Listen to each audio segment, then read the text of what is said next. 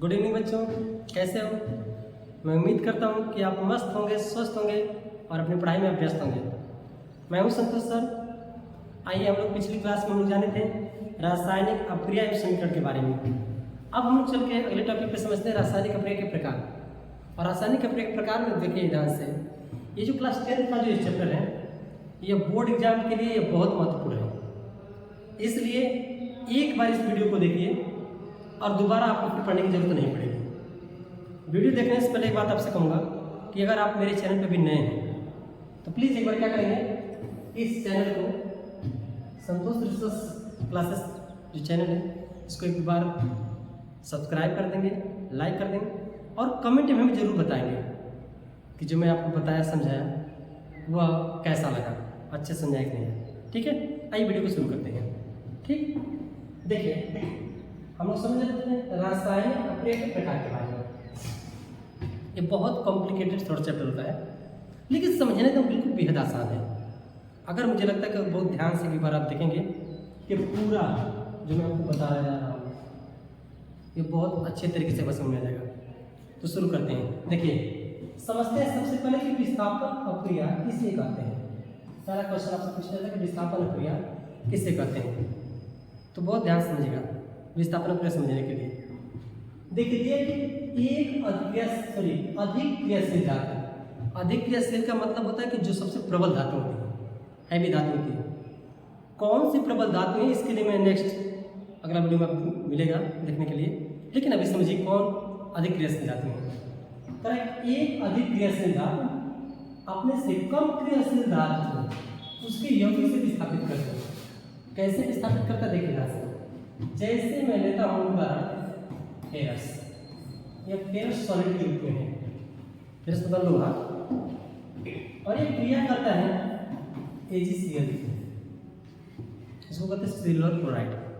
ठीक है, देखिए ध्यान से, जब फेरस AgCl यानी सिल्वर क्लोराइड से क्रिया करता है तो क्या करता है, एक विलयन है तो बनाता है क्या, बनाता है फेरस क्लोराइड या FeCl2 और प्लस क्या बनाता है Ag को विस्थापित करके अलग कर दिया।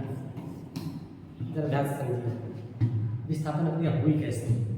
देखिए ध्यान से, दो दोस्त थे, दोनों दोस्त बहुत ध्यान समझिएगा। एक दोस्त की शादी हुई, मानो कि ये कोई निखिल था। कौन था, निखिल। और निखिल की शादी में किसकी आगे कौन, पत्नी, जो भी रहा हो उनका नाम जानते ही हो, कमेंट में हमें भी बता देना क्या नाम था। ठीक है, आइए देखते हैं। ये निखिल था, होगी इसकी शादी, ये दोनों क्या बना लिया आपस में, रिएक्शन, मतलब विलेन बना लिया। ठीक है, ध्यान समझिएगा।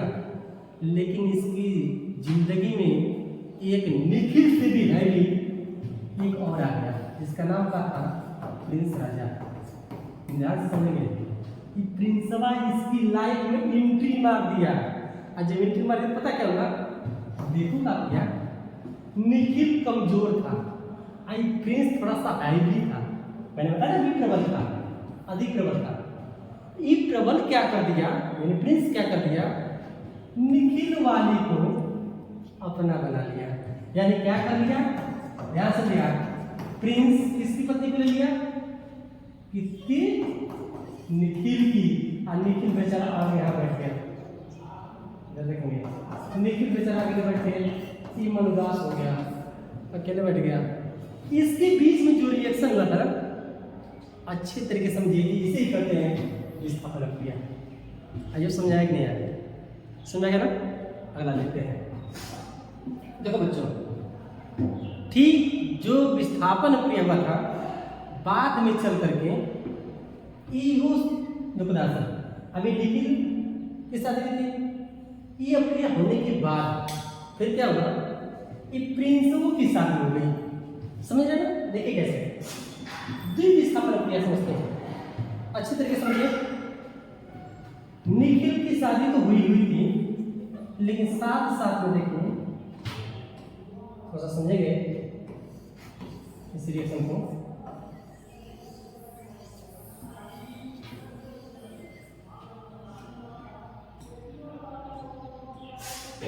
आइए देखते हैं, समझिए ध्यान से। देखिए क्या हुआ, ई था निखिल, नहीं दिख रहा होगा तो मुझे बताइएगा। ई है निखिल, इसके साथ में शादी हुई किसकी? इसकी पत्नी आ गई। इसी के साथ में था इसका बहुत घनिष्ठ दोस्त, इसका नाम था प्रिंस। ऐसी भी पत्नी होगी इसके साथ में। ये दोनों अपना एक यौगिक बनाएंगे, इन दोनों के बीच में एक रिएक्शन होता है। क्या रिएक्शन होता है? निखिल कहता है प्रिंस से, बाबू सुनो, हम अपनी वाली से बहुत परेशान हैं, तो मैं काम करूँ, अपनी वाली को मुझे दे दो। समझ गए ना?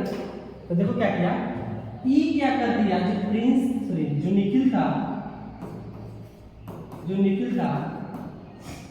ये तो पहली वाली हो गई और ये दूसरी की हो गई। दूसरी वाली को लेकर के निखिल की जो पत्नी आ गई, ये कौन है? दूसरी वाली। इसके साथ में बेल बना दिया प्लस जो प्रिंस बचा ना, तो काका मतलब थोड़ी रह गए, तुम अपनी वाली दे, तो दे दिया। क्या कर दिया? देखिए आपके ध्यान से, ये जो प्रिंस था, प्रिंस पहली वाली को लेकर के, इसको लेकर के समझते हैं, प्रिंस जो है वो पहली वाली को लेकर के रिएक्शन कर दिया, यानी आपस में क्रिया कर दिया। तो इन दोनों के बीच देखिए ध्यान से, इसके बीच या और इसके साथ में ये आ गया, इन दोनों में क्या हो गया? आयनों का आदान प्रदान हो गया, यानी हेरा फेरी हो गया, अदला बदली हो गया। इसे हम लोग कहते हैं द्वितीय विस्थापन। तो देखिए क्या करा है, करा कि दो यौगिकों के बीच, यो यौगिक, ठीक है, दो यौगिकों के बीच क्या हुआ?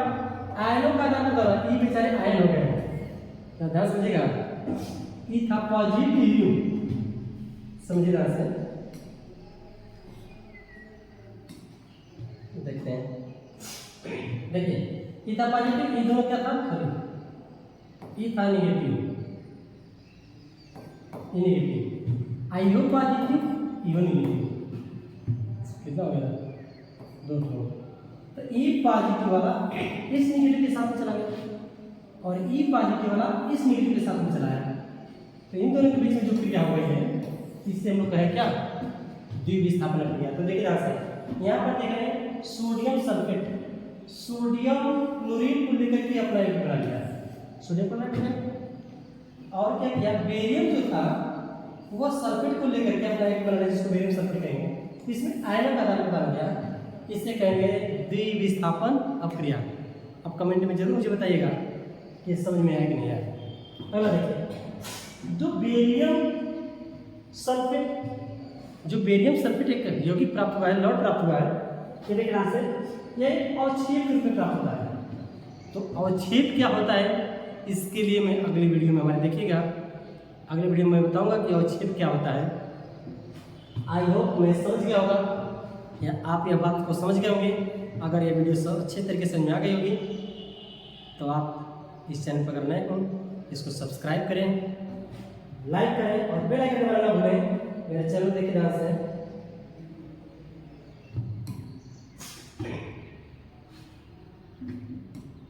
अभी देखेंगे।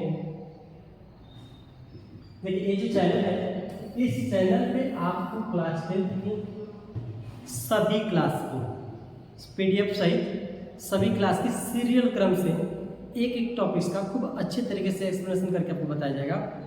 और कमेंट में जरूर बताइएगा कि समझ में आ गया कि नहीं आ गया। आज के लिए इतना ही, मिलते हैं नेक्स्ट वीडियो में, तब तक के लिए thank you, best of luck.